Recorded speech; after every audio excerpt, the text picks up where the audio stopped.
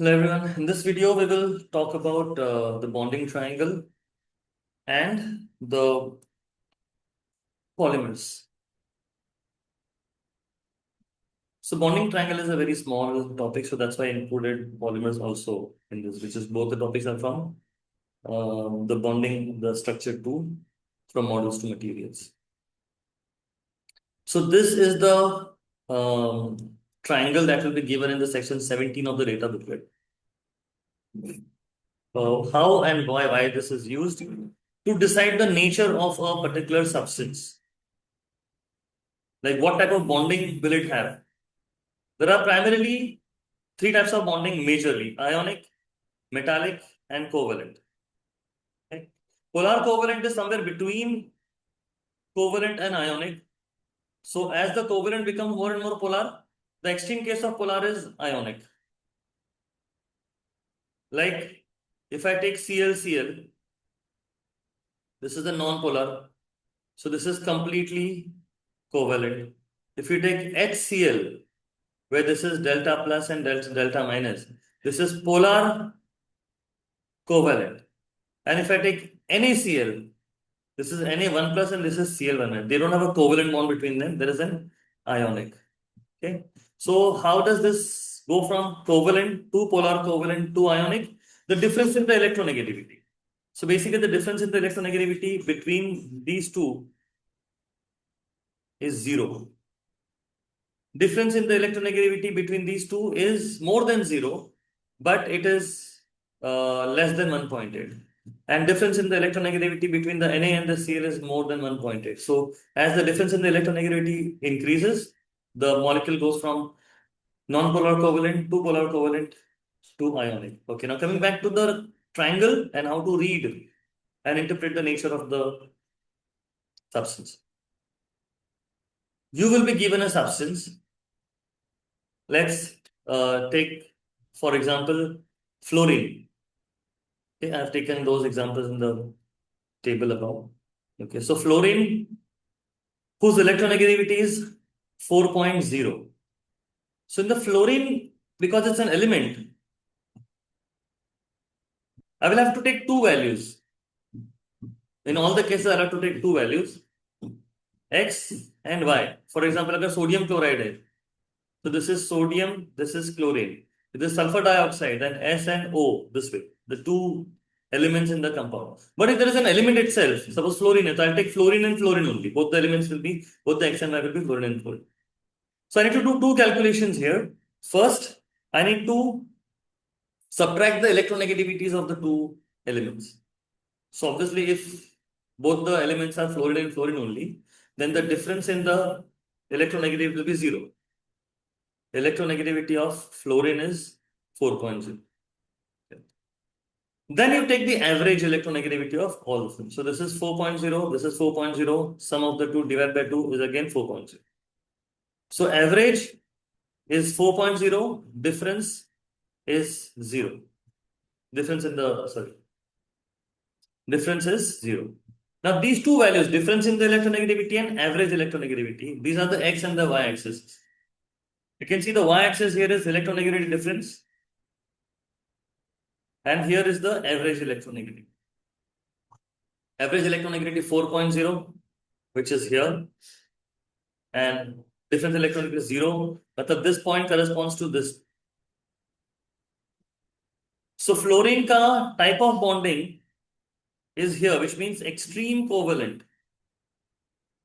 Okay, it's a corner of the covalent. Similarly, if I take cesium, then it's 0.8. So cesium, again, I will take two values, X and Y, and both will be cesium because it's an element.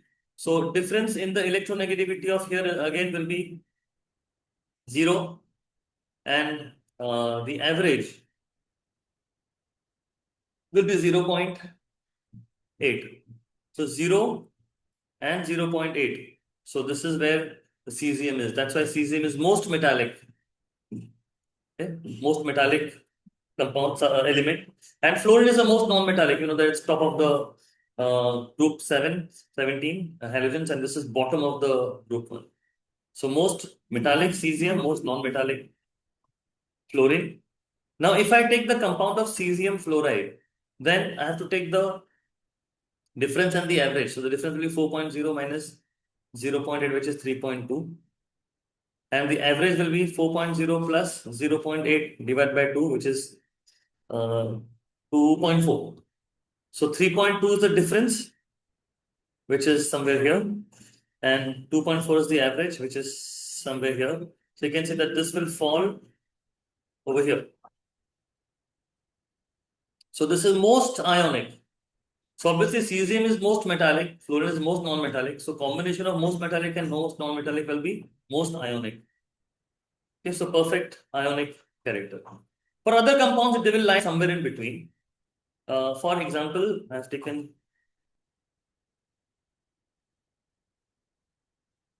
silver chloride, or let's say aluminum chloride. So aluminum chloride, the values are calculated here.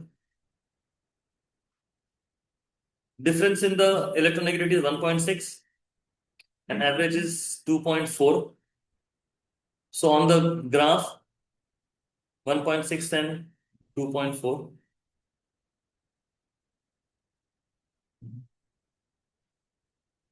2.4 is somewhere here, 1.6 is somewhere here. So here it falls. So it is between the polar covalent and the ionic. So aluminum chloride can be considered as having both the characteristics, covalent as well as ionic. Okay, so this is the way you simply describe the position. In one of the, there was one question in which they asked you to, they've given a compound and they asked you to find out in which zone, covalent, ionic, or metallic, the given compound will fall. So you do the same thing of the compound, take the two values of the two elements, the electronic values, subtract them, that will be the y-axis value, take the average, that will be the x-axis value, and then find out the location of that, and then you find out where what is the nature of the bonding in that particular substance. Let's take an example of a question asked in the past paper, which is, yeah, this is the asking for that, and this is the question. Okay. Yeah, here is the question. So here they are talking about the compound Li2C2, which means this has lithium and carbon. They want you to find out the type of bonding and percentage of covalent character and percentage of ionic characters, which again can be obtained from the bonding triangle itself. So we'll take the electronegativity values from the section 12, section 9 of the data booklet, electronegativity of this and this.